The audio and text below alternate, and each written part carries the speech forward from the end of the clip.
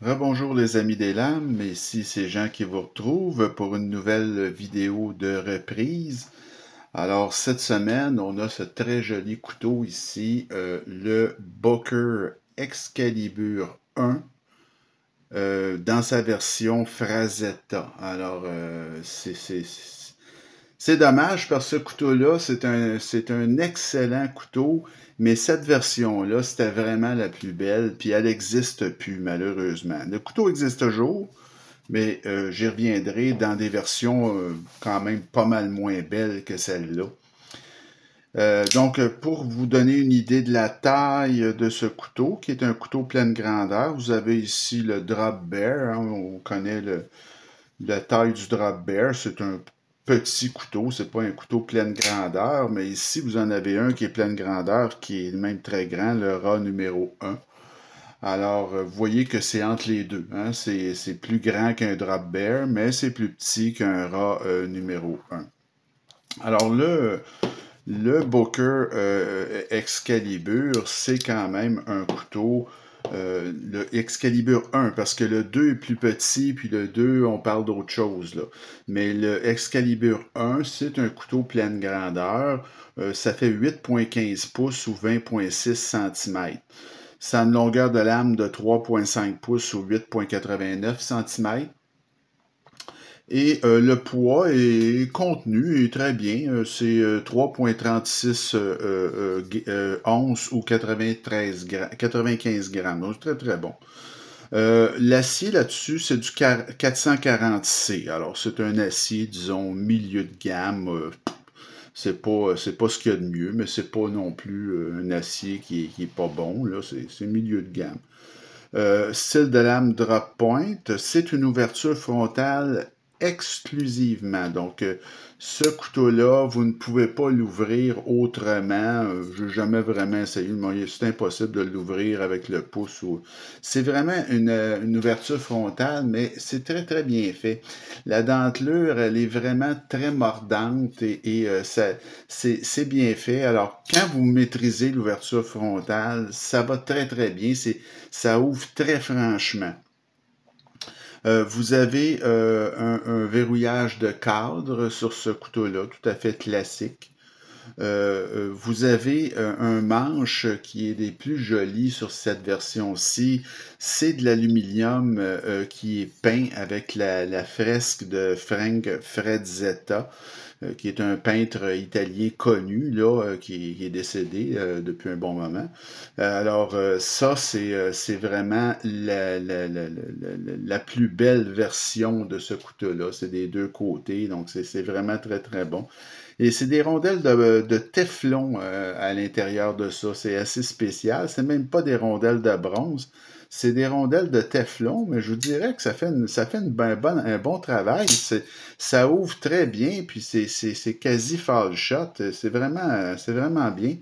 Vous avez une épaisseur de lame de 0,11 pouces ou 2,8 mm. C'est un couteau qui est extrêmement mince au niveau du manche. 0,34 pouces ou 8,6 mm. Ça, c'est dans le très, très mince, là. Vous avez au niveau de la largeur totale de ce couteau-là, la largeur dans son plus large, disons ici, ça fait 1,29 pouces ou 33,6 mm. Le clip, c'est un clip en acier qui est hip-hop et non réversible.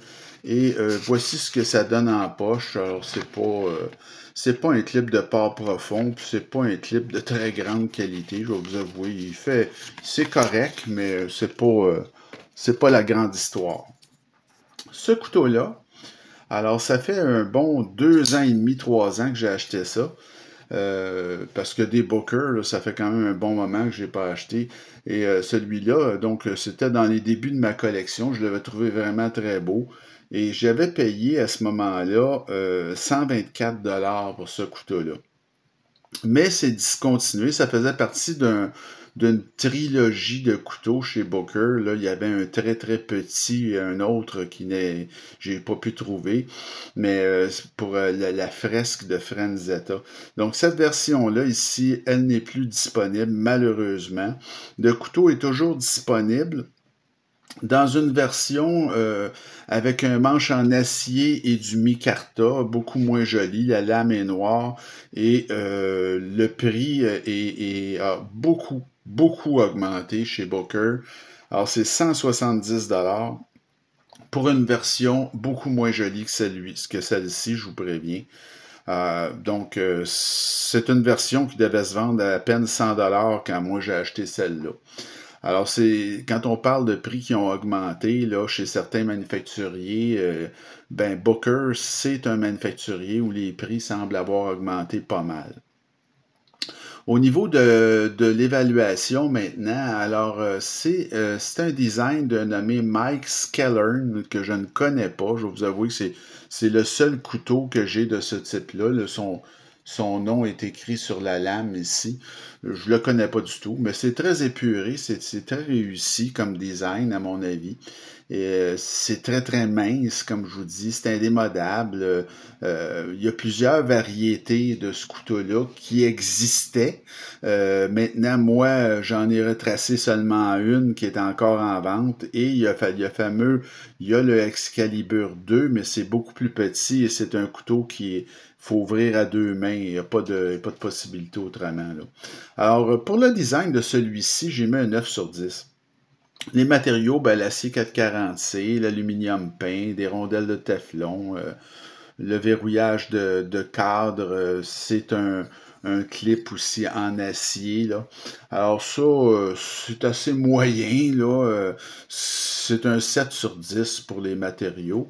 La présentation assemblage, ça, par exemple, c'est bien fait. Alors, vous avez une boîte là, chez Booker qui est quand même très bien. Ils vous fournissent le petit outil pour défaire le couteau aussi. L'assemblage est très bon. Il n'y a pas de jeu. La lame, elle est centrée.